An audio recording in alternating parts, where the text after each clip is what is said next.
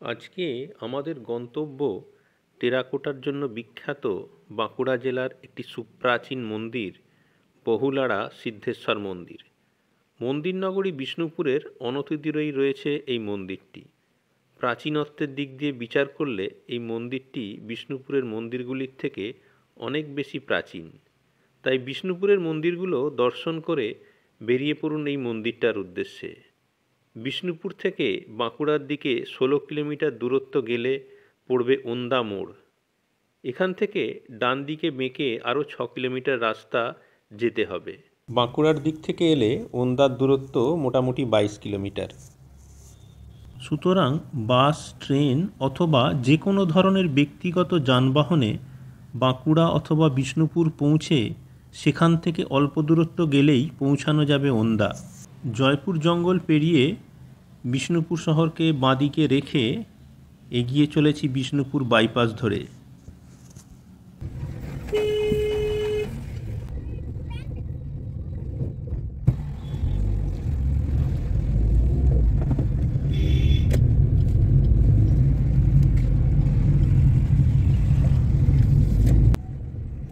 আমরা এখন বিষ্ণুপুর ছাড়িয়ে এগিয়ে চলেছি ওন্দার দিকে।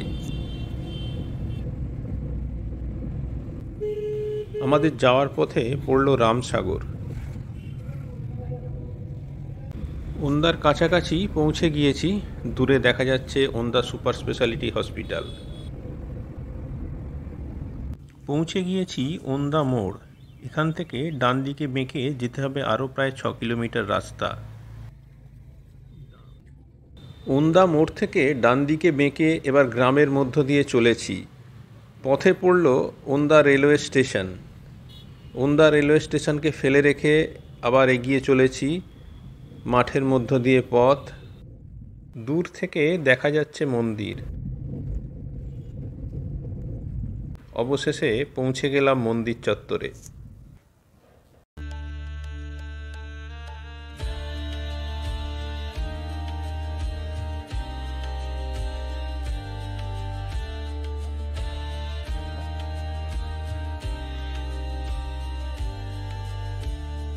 মন্দির চত্বর বেশ বড় এবং লোহার রেলিং দিয়ে ঘেরা। পর্যটক বিশেষ চোখে পড়ছে না, কিন্তু স্থানীয় মানুষজন এসেছেন পূজা দিতে। মন্দিরের সংস্কার চলছে, তাই বাঁশের ভাড়া বাঁধা আছে।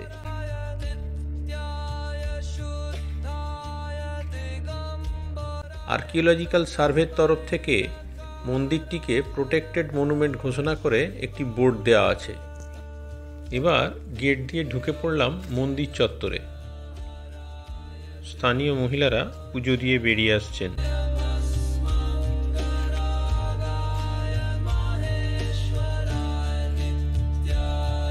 এখানেও 3টে বোর্ড দেওয়া আছে। তার মধ্যে শেষের বোর্ডটিতে মন্দিরের ইতিহাস সম্বন্ধে অনেক কথা লেখা আছে। মন্দির চত্বর বেশ পরিষ্কার পরিচ্ছন্ন এবং সবুজ ঘাসে ঢাকা।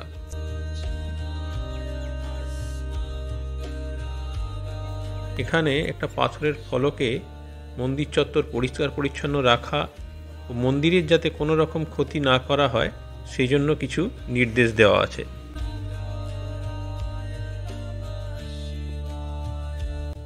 এবার মন্দিরের কাছে যাওয়া যাক।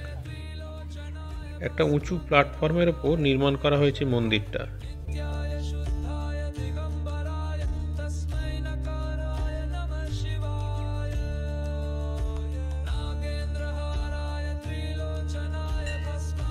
মন্দিরের চারদিকের প্রাকৃতিক দৃশ্য সত্যিই খুব মনোরম।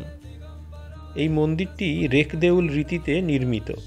রেখদেউল শৈলী হল উড়িষ্যা এবং রাঢ় বাংলার প্রাচীন মন্দির স্থাপত্যের প্রধান বৈশিষ্ট্য, যেখানে শিখরটি ক্রমশ বেঁকে উপরের দিকে উঠে যায়। পুরীর বিখ্যাত জগন্নাথ মন্দিরও রেখদেউল রীতিতে নির্মিত। মন্দিরটির উচ্চতা প্রায় 19.2 মিটার। প্রত্নতাত্ত্বিকদের মতে এটি সম্ভবত 8ম থেকে একাদশ শতাব্দীর মধ্যে কোনো এক সময় নির্মিত হয়েছিল।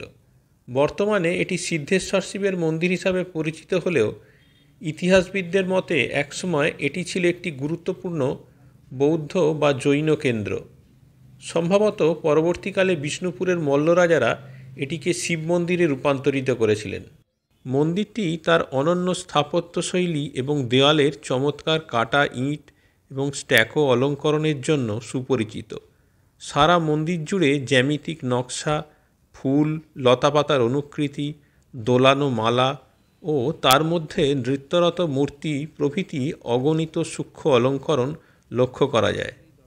শিখরের সবচেয়ে উপরের অংশ, যাকে আমলক বলা হয়, অতীতে কোনো এক সময় ক্ষতিগ্রস্ত হয়েছে এবং সরকারের সাম্প্রতিক সংস্কার প্রচেষ্টা সত্ত্বেও মন্দিরের মূল অলঙ্করণের বেশ কিছু অংশ সময়ের সাথে সাথে ধ্বংসপ্রাপ্ত হয়েছে। তা সত্ত্বেও বর্তমানে এএসআই এর তত্ত্বাবধানে থাকায় মন্দিরটির কিছুটা হলেও রক্ষণাবেক্ষণ হচ্ছে।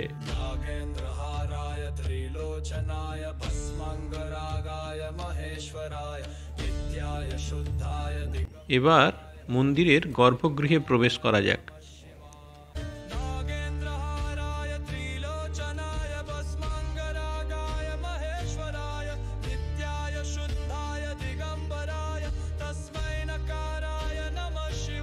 স্থানীয় মানুষজন এসেছেন পূজা দিতে।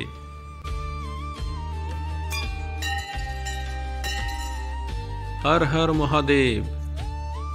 মন্দিরে ঢুকে সামনেই রয়েছে শিবলিঙ্গ। শিবলিঙ্গের পিছনে বাম দিকে রয়েছে প্রাচীন গণেশ মূর্তি, মাঝখানে রয়েছে জৈন তীর্থঙ্কর পার্শ্বনাথের মূর্তি এবং ডান দিকে রয়েছে মহিষাসুর মর্দিনী মূর্তি।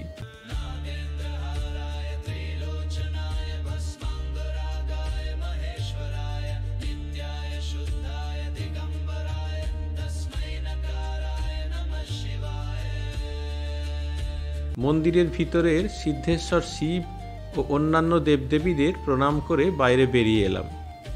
মন্দিরের দক্ষিণে এই যে স্ট্রাকচারগুলো দেখতে পাচ্ছেন, মনে করা হয় এইগুলো ছিল বৌদ্ধ স্তূপ বা চৈত্য। এর উপরের অংশ ধ্বংসপ্রাপ্ত হয়েছে, বেসমেন্ট অংশটা পড়ে আছে। মন্দির দর্শন শেষে এবার ফেরার পালা। আপনারা যারা বাঁকুড়া অথবা বিষ্ণুপুর বেড়াতে আসছেন, তাদের কাছে অনুরোধ, আপনাদের ভ্রমণ তালিকায় এই মন্দিরটি রাখতে ভুলবেন না।